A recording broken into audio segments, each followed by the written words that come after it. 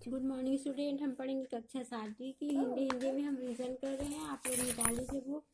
पाठ 13 सुभाष चंद्र बोस का पत्र। देखो, सुभाष चंद्र बोस को आप सभी लोग जानते होंगे। ये हमारे स्वतंत्रता सेनानी थे, है ना। और इस पाठ में दिया नेताजी के नाम से प्रसिद्ध भारतीय स्वतंत्रता संग्राम के ओजस्वी सेनानी सुभाष चंद्र बोस ने यह पत्र केसरी पत्रिका के संपादक श्री N.C. केलकर के नाम बर्मा के मांडले जेल में लिखा। बोस को जब बरहमपुर बंगाल जेल से मांडले जेल स्थानांतरित किया गया तो उस जेल में पहुंचने के बाद उनकी स्मृति में यह बात कौंधी की महान क्रांतिकारी कांग्रेस गरम दल के नेता लोकमान्य बाल गंगाधर तिलक ने अपने कारावास के अधिकांश भाग में बेहद हतोत्साहित कर देने वाले इस परिवेश में व्यतीत किए थे।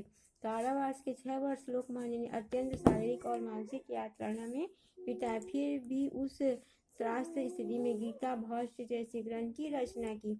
मांडले जेल जीवन के बारे में बोस के शब्द हैं, मैंने भगवान को धन्यवाद दिया है कि मांडले में अपनी मातृभूमि और स्वदेश से बलात् अनुपस्थिति के बावजूद मुझे पवित्र स्मृतियाँ राहत और प्रेरणा देगी।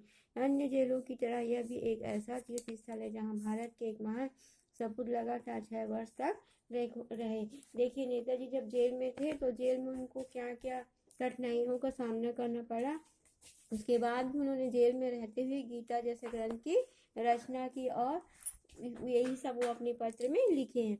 देखिए, पत्र में क्या लिखते हैं। प्रिय श्री केलकर, मैं पिछले कुछ महीनों से आपको पत्र लिखने की सोच रहा था, जिसका कारण केवल यह रहा कि आप तक ऐसी जानकारी पहुंचा दूं जिसमें आपको दिलचस्पी होगी। मैं नहीं जानता कि आपको मालूम है या नहीं, मैं यहाँ गत जनवरी से कारावास में हूँ। जब बरहमपुर जेल बंगाल से मुझे मांडले जेल के लिए स्थानांतरण का आदेश मिला तब मुझे यह स्मरण नहीं आया था कि लोकमान्य तिलक ने अपने कारावास काल का अधिकांश भाग मांडले जेल में ही गुजारा था।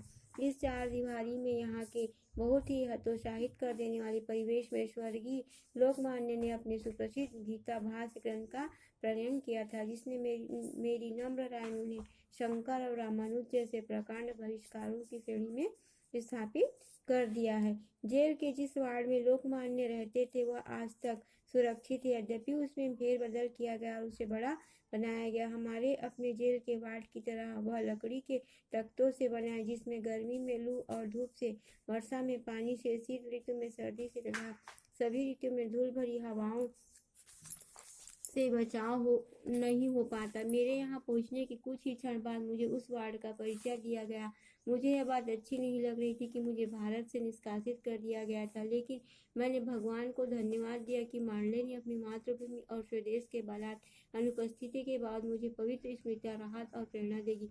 अन्य जेलों की तरह यह भी एक ऐसा तीर्थ स्थल है जहाँ भारत का एक महानतम सपूत लगातार 6 वर्ष तक रहा था। हम जानते हैं कि लोकमान्य ने कारावास में 6 वर्ष बिताए, लेकिन मुझे विश्वास है कि बहुत कम लोग को यह पता होगा कि उस अवधि में उन्हें किस हद तक शारीरिक और मानसिक यातनाओं से गुजरना पड़ा था।